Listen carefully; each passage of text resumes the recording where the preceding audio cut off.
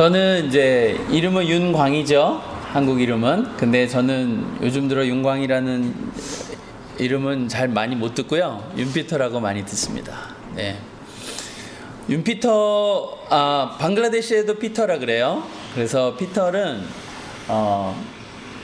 방글라 말로 삐똘입니다. 삐똘. 다 같이 해볼까요? 삐똘. 네. 형제, 브라더, 형제는 바이라 그럽니다. 바이. 그래서 무슬림들은 친구들 이런 사람들 또 그냥 이런 사람들한테는 그냥 무조건 바이라 그러거든요. 형제요.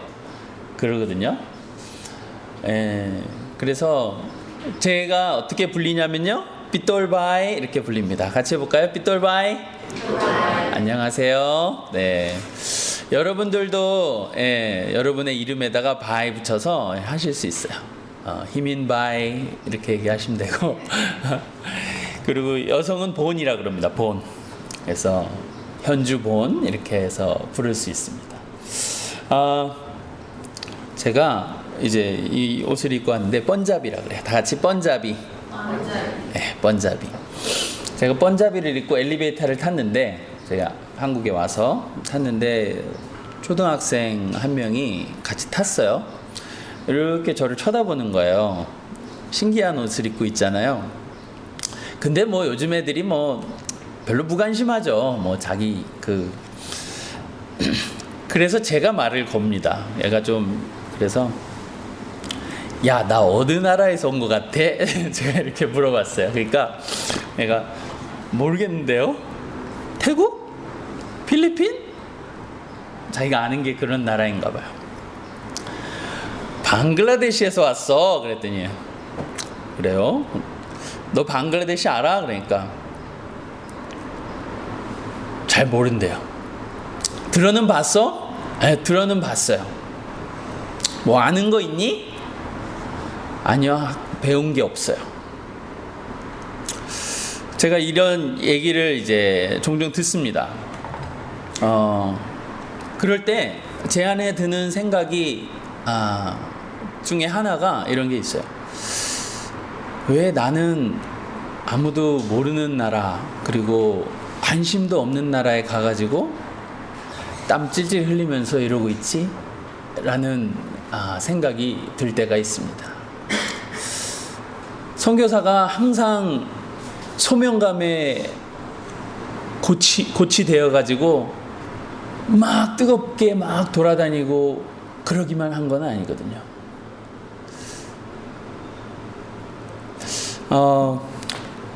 이슬람 종교하고 기독교 종교하고의 다른 점 중에 큰 것이 하나가 인격적인 하나님에 대한 신뢰, 교제 이것이 있느냐 없느냐입니다. 우리도 유일신을 섬기는 세 종교가 있다고 하죠. 이슬람, 유대교, 그 다음에 기독교라고 합니다. 근데 이슬람에서 생각하는 그 종교는 신이 세상을 유일신, 전능자가 창조하시고 너무 존귀하시고 위에 계시기 때문에 인간은 너무 낮고 비천하기 때문에 같이 어울릴 수 없다라는 거예요. 근데 가장 큰 차이점은 기독교는 너무 존귀하시고 거룩하시고 위대하신 하나님이 우리 인간에 내려오셔서 인간의 몸을 입으시고 어떻게 하셨어요? 대신 죽으시고 또 교제하시고 지금도 교제하고 계시고 그게 차이입니다. 방글라데시의 무슬림들이 90%예요. 90% 무슬림들이 사실은 이런 멘탈리티를 가지고 살고 있습니다. 그들이 가지고 있는 신가는 신한테 밑보이면 안 된다는 거예요. 신한테 밑보이면 안 된다. 그래서 신이 말해놓은 이 레귤레이션, 율례 그것들을 절대적으로 완수해야 된다. 그러면 죽을 날에 조금 봐가지고 저울을 재봐가지고 여러분 그 초등학교 교과서에도 나옵니다. 이 저울이 종교 교과서, 이슬람 교과서에 나옵니다. 저울 달아봐가지고 너의 선이, 너의 율례를 지키는 그 규율이 더 위에 있는지 아니면 아래에 있는지 그걸로 인해서 신이 결정할 것이다. 그러니까 끝까지 죽는 날까지 모르는 거예요. 확신이 없습니다. 하여튼 이 방글라데시의 이런 방글라데시 어떤 문화 상황이 많이 다르죠. 한국과 다르죠. 제가 이런 나라에 살고 있는데요.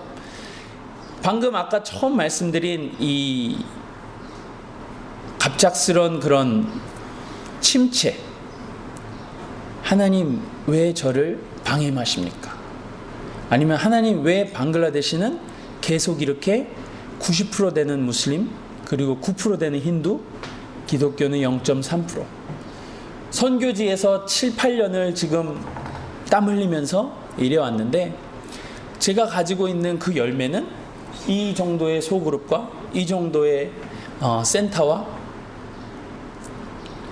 왜 복음이 쭉쭉쭉쭉 퍼져나가지 않습니까? 막 이런 어떤 하나님에 대한 책임전가, 원망, 방임하신 것인가에 대한 어떤 그런 게 들 때가 있어요. 선교사 자체가 드는 생각은, 선교사 개인에게 드는 생각은 하나님 왜 이렇게 아무도 알아주지 않는 나라에 와서 저는 이렇게 살고 있죠? 또 하나가 왜 우리는 이렇게 병에 걸리죠? 제 아내가 모기에 2번 물렸습니다. 그래서 일반 모기는 자주 물려요. 모기와의 삶이 방글라데시와의 삶입니다. 근데 댕구 모기는 사람의 몸을 되게 뜨겁게 합니다. 그래서 40도가 오르내리게 하면서 혈소판을 쭉 빨아먹어요. 그래서 몸의 밸런스를 깨트려 가지고 이 몸을 아주 침체를 만듭니다. 가는 해에 제 아내가 걸리더니 작년 11월에도 또 걸렸어요. 그러니까 댕구는 여러 번 걸릴수록 이제 치사율이 늘어납니다. 이제 4번째 걸리면은 4가지 댕구가 있다는데 4번째 걸리면은 거의 뭐 치료법도 없다는 얘기가 있어요. 그래서 제 아내가 중환자실과 응급실에 이렇게 있으면서 또 혈소판 수혈을 받으면서 이런 생각이 들 때도 있죠. 하나님 왜 나한테 이런 고난이 있습니까? 그리고 또 하나가 하나님 왜 방글라데시는 계속 이 모양 그리고 열악한 상황, 종교적으로 경제적으로도 사는 환경 여건 중에서도 한국에 오니까 많이 발전했어요. 제가 미국에 4년, 방글라데시에서 거의 7, 8년 있으면서 12년 정도를 밖에서 거의 생활하고 있어요. 한국에 와더라도 한 달 정도 잠깐씩 왔다가 가고 많이 발전되는 것이 눈으로 보입니다. 근데 방글라데시는 제가 처음 방문한 게 2009년이에요. 2008년. 근데 그때 이후로 바뀌는 게 별로 없는 것 같아요. 아주 더딘 것 같아요. 이제 그러는 가운데서 제가 이런 말씀들을 보게 됩니다. 이 말씀 가운데서 사도 바울과 또 바나바의 예를 통해서 제 자신이 말씀 안에서 위로를 얻는 것이죠. 제 자신이 말씀 안에서 새롭게 살아갈 힘들을 얻게 됩니다. 한번 우리가 14장을 한번 보겠습니다. 사도행전 14장 1절부터 한번 볼게요. 14장 1절. 이에 이고니온에서 2 사도가 함께 유대인의 회당에 들어가 말하니 유대와 헬라의 허다한 무리가 믿더라. 그러나 순종치 아니하는 유대인들이 이방인들의 마음을 선동하여 형제들에게 악감을 품게 하거늘 2 사도가 오래 있어 주를 힘입어 담대히 말하니 주께서 그들의 손으로 표적과 기사를 행하게 하여 주사 자기 은혜의 말씀을 증언하시니 그 시내에 무리가 나누어 유대인을 따르는 사람도 있고 2 사도를 따르는 자도 있는지라. 이방인과 유대인과 그 관리들이 2 사도를 모욕하며 돌로 치러 달려드니 하면서 나타나요. 이런 상황이요. 저는요 읽어보면은 방글라데시의 일어나고 있는 것 같은 마음이 들어요. 왜냐하면 이 방글라데시에도 복음 전하는 사람들이 있거든요. 근데 여기에 나와 있는 유대인 회당에 들어가서 말씀을 전하니 하는데, 복음을 전하는 사람들이 모스크, 제가 이런 걸 보면서요, 유대인 과격분자, 유대인들, 그래, 그의 복음의 저항, 이런 것들과 보면서 저는 이슬람, 무슬림과 다 이렇게 연결이 됩니다. 방글라데시 상황과. 야, 이 회당에 직접 들어가서, 또는 이 현재 방글라데시에 있는 복음 전하는 사람들이 모스크에 직접 들어가서 전하진 않습니다. 그런데 그런 무슬림 마을이나 그런 게 대다수니까 근데 가가지고 복음을 나누게 돼요. 근데 그러는 가운데서 믿게 되는 사람들이 있지만, 이들이 모스크 중심으로 이 마음을 모아가지고 이 마을에 복음 전하는 기독교인이 들어왔다, 얘를 빨리 쫓아내라, 이런 게 나오는 거죠. 그래서 대놓고 복음 전하지는 못합니다. 현지인이 해도 그러는데 선교사가 하는 거는 더 어렵죠.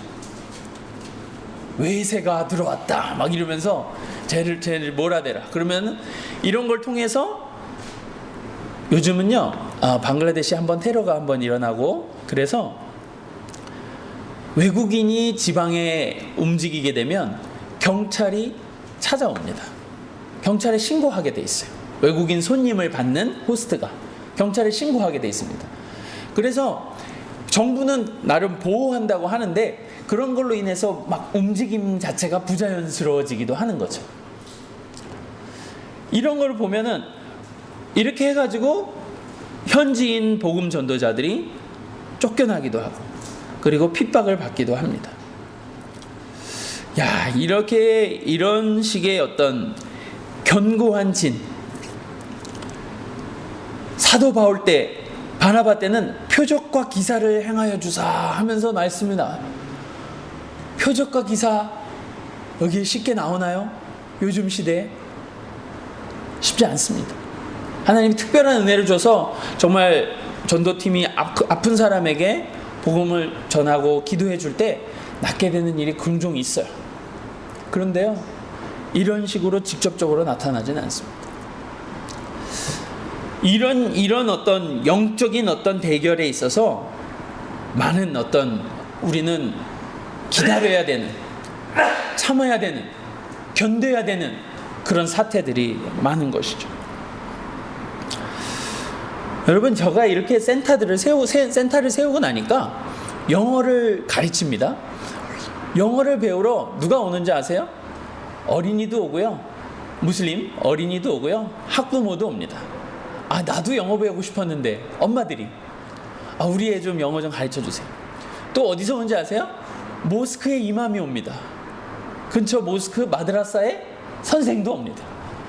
나 영어 배우고 싶어요. 왜요? 나 좋은 이슬람 전도자가 되고 싶어요. 막 이렇게 얘기하는 사람도 있는 거예요. 나는 세계적인 이슬람 변증가가 되고 싶어요. 저한테 와가지고 그 쉐어링을 한다니까요. 그러면 저는 얘기하죠. 우리는 크리스찬 기관인데요, 그런데도 당신은 영어를 배우고 싶습니까? 그러면은 다음에는 안 오는 애들이 있어요. 그러는 거죠. 저는 오픈을 합니다. 크리스찬으로서, 예수님의 제자로서의 저의 삶을 보여주고, 어떤 라이프 스타일과 어떤 그거를 보여주면서 이들이 간접적으로 예수 그리스도의 은혜와 또 복음의 풍성함을 경험해 보기를 원하는 거죠. 하여튼 이런 하나님에 대한, 그리고 이 제자들의 이 핍박과 고통 속에서, 이거 한 19절에 한번 보세요. 19절에 한번 보세요. 16절 말씀부터 한번 보겠습니다. 한 16절 말씀 같이 한번 읽겠습니다. 시작. 하나님이 지나간 세대에는 모든 민족으로 자기의 길들을 가게 방임하셨으나, 16절만요. 지나간 세대에는 방임하셨으나인데, 저는 지금 하나님 왜 지금도 방임하세요, 이 나라 이 땅은? 이라는 생각이 드는 거예요. 왜 하나님 지금도 예수님으로 인한 특별 은혜가 우리에게 임하였는데 지금도 이 땅에는 왜 특별한 해가 풍성하게 임하지 않는 것입니까?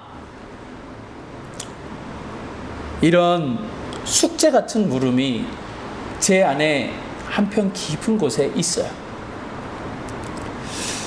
그래서 하나님께 질문도 하고 그렇습니다. 여러분, 그 조지 워싱턴 카버라는 미국의 흑인 조지 워싱턴 박사라 그러죠. 조지 워싱턴 카버 박사, 땅콩 박사라는 별명이 있습니다. 땅콩을 연구하던 사람인데 길이 안 보이니까 하루는 하나님께 이렇게 질문하는 거예요. 하나님, 왜 세상을 창조하셨습니까? 그러니까 음성이 들리는 것 같은 거예요. 야, 그거는 네가 질문할 그 정도의 수준이 아니다. 너무 크다. 수준에 맞는 질문해라. 하나님, 왜 그럼 사람을 만들었어요? 그것도 너무 크다. 하나님, 왜 땅콩을 만드셨어요? 그러니까 하나님 음성이 들리는 거예요. 연구실에 다시 가라. 그리고 다시 땅콩을 한번 연구해봐라. 그러면서 이 사람이 100여 가지가 넘는 땅콩으로 인한 건강식품, 또 땅콩으로 인한 치유 프로그램, 땅콩을 잘 재배할 수 있는 유전공학적인 아이디어, 이런 것들을 발견해서 아주 신앙인이면서도 미국에 큰 공헌을 한 박사가 됐어요. 저는 이 땅콩 박사 얘기를 들으면서 저도 비슷한 생각이 드는 거예요.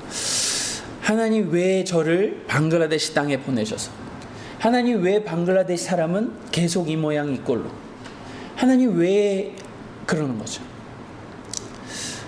제가 사실은 안식년을 지금 이제 오게 됐어요. 아내도 회복이 되고 회복이 돼야 되는 상황도 있고, 제 자신도 지금 7년 반 넘게 방글라데시에 이렇게 있으면서 한 번도 안식년을 못 가져서 이 추스려야 될 필요를 느끼게 됐습니다. 그래서 이 질문을 사실은 가지고 안식년을 나온 거예요. 근데 이 오기 전에 힐링 캠프라는 곳에 이제 방글라데시 선교사들을 힐링해주는 수련회를 열어주는 것에 대한 소명감을 가진 교회가 있어요. 서울 드림교회라고. 거기가 이제 캄보디아 선교사, 라오스 선교사, 그렇게 해가지고 태국 선교사 해서 몇 번을 그렇게 해왔대요. 그리고 이번에는 방글라데시가 선택돼가지고 방글라데시 그 나라에 가가지고 그렇게 해주는데, 방글라데시는 쉴 곳이 별로 없어요. 그래서 방글라데시 선교사들이 얘기하기를 우리는 태국 같은 데에서 하면은 조금 힐링이 더 되겠습니다. 그렇게 해가지고 태국에서 3박 4일 동안 힐링 캠프를 열어줬어요. 힐링 캠프를 하면은 여러 가지 우리 이런 치료도 조금 시켜주고 또 영적인 어떤 충전 시켜주는데, 그 시간에 이제 말씀 듣고 또 기도하고 또 그런 시간들을 갖는데, 제 안에 무슨 질문이 있겠어요? 이런 질문이 있는 거죠. 이런 질문을 안고 그런 기도의 걸음들을 걷고 있었습니다.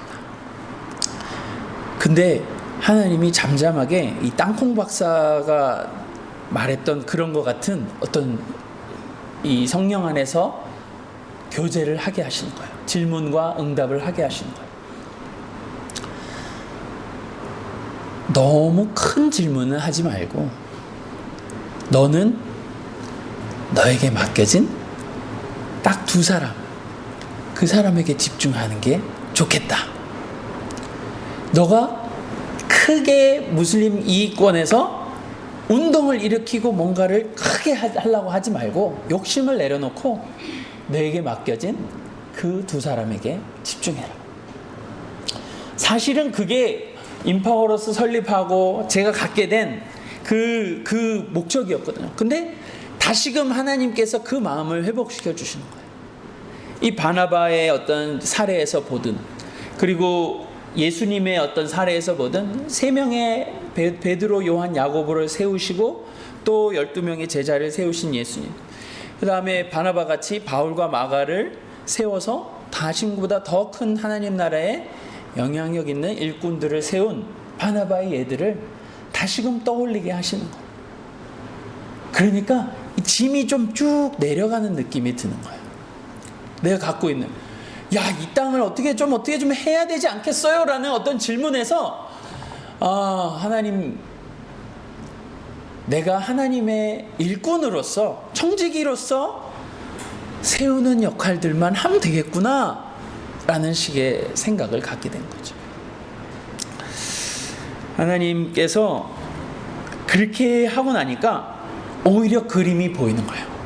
오히려 짐들이 내려가고, 그럼 어떻게 세우지? 하니까 하나님께서 보여주셨던 임파워러스의 그 7가지 그 단계들이 다시금 저에게 가슴 깊이 와닿기 시작하는 거예요. 이 성경의 이 말씀에서도 똑같이 보이게 되는 거야. 여러분 한번 19절을 한번 읽겠습니다. 다시금 시작. 유대인들이 안디옥과 이고니온에 와서 무리를 충동하니 그들을 돌로 바울 쳐서 죽은 줄 알고 시외로 끌어내치니라. 와, 바울이 거의 죽도록 돌을 맞았어요. 저는 돌 맞은 일은 없습니다. 요즘은 돌 맞지는 않습니다. 외국인들에게 어느 정도의 어떤 리스펙트는 있어요. 근데 이때는 돌도 맞은 거죠. 제 돈을 뺏어가려고 강도가 와서 저를 공격한 적은 있어요. 외국인이 돈 있는 사람 같이 보이는 게 죄죠. 하여튼 그들의 욕심을 자극하는 것도 있습니다. 방글라데시 사람과 이 수입 차이가 보이는 차이가 많이 나는 것 같으니까, 그죠? 20절의 말씀을 보세요. 근데 신기한 걸 발견했어요. 제자들이 둘러섰을 때 바울이 일어나 그 성에 들어갔다가 이튿날 바나바와 함께 더베로 가서, 아니, 죽을 만큼 두들겨 맞고 돌 맞은 사람이, 이 사람이 어떻게 해서 갑자기 제자들에 둘러섰을 때 바울이 일어나라는 말씀같이 일어날 수 있었을까? 저는 이것이 이 교회의 힘이고 동역자의 힘이고 이 격려, 인카리지먼트의 힘이라고 생각합니다. 그리고 하나님의 특별한 은혜와 기적적인 치유하심 때문이라 생각합니다. 야, 이렇게 일어나서 이튿날 바나바와 함께 더베로 가서, 바나바가 어떻게 했을까요? 아픈 곳을 물어보고 싸매어 줍니다. 함께 기도해 줍니다. 이 동역자 되는 이 사람, 바나바는 선배죠. 바나바는 바울이 될 수 있도록 이 사람을 다른 지도자에게 천거하기도 하고 격려하기도 하고, 이제는 이 아프고 상처받은 이 사람에게 격려를 해줍니다. 사실 이 신앙 공동체는 이 격려가 굉장히 필수적이에요. 그 격려를 먹고 삽니다. 제가 일신교회에 오면 격려를 받습니다. 여기에 와도 격려를 받고요, 거기 가 있을 때도 우리를 위해 기도해주고 후원해주시는 그 손길로 격려를 받습니다. 그래서 선교를 혼자서 하는 느낌이 안 들고 하는 것입니다. 이렇게 바나바와 함께 가는 거예요. 스스로 서는 과정이 필요합니다. 제가 임파워러스의 그 과정들을 바나바와 바울을 통해서 또 예수님의 그 과정을 통해서 제가 7가지 단계들을 보면서 첫 번째 단계는 스스로 서는 단계예요. 사람을 세우기 이전에 스스로 섭니다. 그래서 스스로 서는 과정은 임이라고 표현을 하고, 힘을 실어주는 과정은 파워라고 표현하거든요. 그러니까 이제 바나바와 바울은 함께 스스로 서는 회복 과정들이 있었습니다. 어떻게 해요? 다시금 하나님 나라의 가치와 비전들을 발견하라. 이게 첫 번째 단계였거든요. 그리고 두 번째가 자유인이 되는 거예요. 자유인은 이 육체적으로 피지컬리 상처받고 피지컬리 막 디프레스 되는 것만, 멘탈리 또 정신적으로도 굉장히 디프레스 되는 거에서 회복되면서 소명감과 함께 회복되면서 자유인이 되는 거죠. 두 번째 단계가 자유인이 되라. 세 번째 단계가 사람을 세우는 임파워러스의 삶을 결단하라. 그거거든요. 그러니까 이 다시금 결단을 한 거예요. 그리고 나서 우리 한번 보겠습니다. 22절의 말씀 보겠습니다. 21절의 말씀 보겠습니다. 더베로 가서 시작. 복음을 전하여 그 성에서 전하여 많은 사람을 제자로 삼고 루스드라와 이고니온과 안디옥으로 돌아가서 복음을 이제 다시 전하러 들어가는 거예요. 이제는 결단을 한 다음에 직접 찾아갑니다. 저도 현지인 신자들을 그리고 무슬림에서 기독교로 개종한 사람들 찾아갑니다. 내가 세워야 될 사람이 누군가. 이 외국인으로서 복음을 전하는 데에서의 어떤 한계. 요즘은 옛날 같지 않습니다. 옛날에는 그렇게 외국인들도 막 전할 수 있었지만 요즘은 법으로 막고 있어요. 법으로 막고 있고 그것을 막 그렇게 외국인이 휘젓고 다니면요. 바로 신고가 들어와서 비자가 탁 막히게 됩니다. 조심해서 해야 돼요. 그리고 전략적으로 해야 됩니다. 그래서 저는 제가 세우는 무슬림에서 기독교로 개종한 이 사역자들, 그 다음에 그 소명감이 있고 또 열정이 있는 이 사람들을 잘 세워서 이들이 하게 하는 임파워링 사역들을 하는 거죠. 이렇게 복음을 전해서 제자를 삼고 곳곳에 갑니다. 이것이 네 번째 단계인 그 사람들에게 찾아가라는 거예요. 찾아가서 격려하고 찾아가서 세우는 거예요. 그래서 제가 사람들을 초대합니다. 내가 월급은 안 줄 수도 있다. 그리고 돈은 너희가 원하는 것만큼 서포트를 못 해줄 수 있다. 그러나 내가 당신과 함께 있겠습니다. 당신의 사역과 소명에 동참하겠습니다. 그리고 그것이 발휘될 수 있도록 세워주고 돕겠습니다. 그 네 번째 단계거든요. 그리고 나서는 다섯 번째 단계가 뭐예요? 격려하라는 거예요. 보면 22절 말씀 보겠습니다. 22절 시작. 제자들의 마음을 굳게 하여 이 믿음에 머물러 있으라 권하고 또 우리가 하나님의 나라에 들어가려면 많은 환난을 겪어야 할 것이라 하고. 여러분, 방글라데시 무슬림에서 기독교로 개종한 이 사람들이 겪는 환난은요, 여러분이 상상하는 것하고 비슷합니다. 상상할 수 있잖아요. 지금 여기에서 사도 바울이나 바나바가 겪는 그런 환난하고 비슷합니다. 집에서 쫓겨나기도 하고요. 그리고 부모님으로부터 유산 받은 것, 그런 것들을 다 몰수당하기도 합니다. 그리고 형제건 마을의 사람들, 그런 사람들이 와서 너는 우리를 불명예스럽게 만들었어.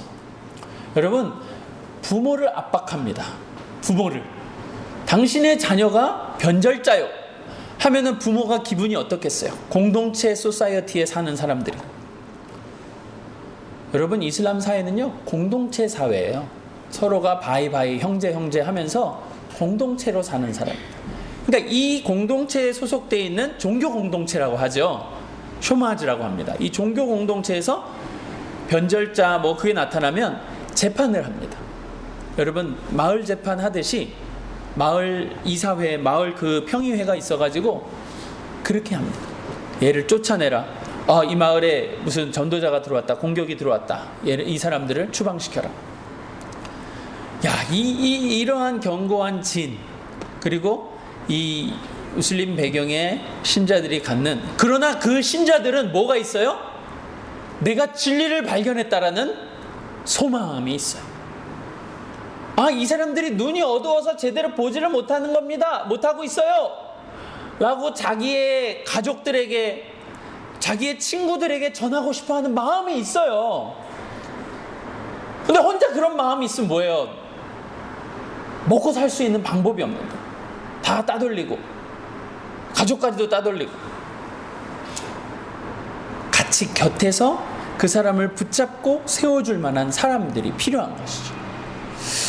그게 이제 22절의 말씀입니다. 격려하는, 그리고 어려움이 있을 때는 조금 더 쉴터를 제공해주고, 그리고 직업적으로 자립할 수 있도록 직업훈련센터 같은 걸 통해서 영어 훈련도 사실은 하나의 그 사람의 몸값을 올리는. 여러분, 만약에 다 내가 기독교로 개종해서 이력서에 쓰지 않습니다. 그렇죠? 그러니까 사실은 그냥 자기가 그렇게 소개하지 않으면 해요. 근데 모스크에 가지 않으니까 사람들이 혹시 알 수는 있겠죠. 그렇지만 자신이 회사에서 아니면은 사회에서 요구하고 필요로 하는 사람이 될 때 이 사람은 직업을 가지고 또 이 사람은 건강하게 교회를 세우고 사람을 세우고 하나님 나라의 사람으로 살아갈 수 있는 것이죠. 그러면서 23절 말씀 보겠습니다. 같이 한번 읽을게요. 시작. 각 교회에서 장로들을 택하여 금식 기도하며 그들이 믿는 주께 그들을 위탁하고. 여러분, 신자들을 복음 전하고 제자를 삼아서 사람을 격려하면서 이 사람들을 굳게 합니다. 그리고 나서는 이제는 힘을 실어주는 거예요. 바나바하고 바울이 어떤 일을 했냐면 마을을 전도를 다니면서 며칠을 거기에 같이 있으면서 지도자가 될 만한, 리더가 될 만한 신앙인 리더를 세운 거예요. 선택한 거예요. 그리고 그들을 위해서 안수기도 하고 위탁합니다. 내가 여기 계속 머물 수 없어. 나는 루스디아 갔다가 이고니온 갔다가 이제 더베로 가고 안디옥으로 가야 돼. 거기에도 또 다른 사람을 세워야 되거든. 당신이 여기 책임자요. 당신이 여기 리더요. 당신이 여기를 맡아주시오. 그리고 우리가 서신으로 계속 교제합시다. 이러면서 부족해 보여도 사람을 세운 것이죠. 그렇게 해서 임파워하는 거야. 능력을 부여해주고 위임을 하는 겁니다. 그리고 마지막 단계에는 이제는 27절 말씀입니다. 27절 시작. 그들이 이르러 교회를 모아 하나님이 함께 행하신 모든 일과 이방인들에게 믿음의 문을 여신 것을 보고하고 제자들과 함께 오래 있습니다. 여러분, 이렇게 보고하면서 뭐가 형성이 돼요? 큰 하나님 나라의 공동체가 형성이 되는 거예요. 서로 선교의 그 간증들을 나누고 서로를 격려하고 외국인 신자, 우리 같으면 한국 사람, 기독교 교회 사람들, 그리고 방글라데시 신앙인, 기독교인들이 서로의 간증과 은혜를 나누는 거죠. 이러면서 이 정말 바울과 바나바는 제자들과 함께 오래 있으니라 나오는데, 오래 있는 이유는 약간 일단 1차 전도 여행이 지금 끝나는 거거든요. 끝나면서 몸을 추스리는 거죠. 사실 어떻게 보면 안식년과 같은 시간입니다. 바울과 바울은 두들겨 맞았잖아요. 거의 죽기 직전까지 갔잖아요. 이 사경을 헤매던 그거에서 간증들을 나누고 나서 제자들과 함께 몇 개월 혹은 1년 동안 오래 있으니라 하면서 2차 전도 여행을 가기 전까지 준비하는 시간, 회복하는 시간을 갖습니다. 함께 공동체를 세우는 마지막 7번째 단계까지, 저는 그래서 지금 방금 얘기한 이 7가지 단계를 통해서 사람을 세우는 거예요. 한번 파워포인트 마지막으로 제가 설명을 마저 드리고 제가 오늘 말씀을 마치려고 하는데요.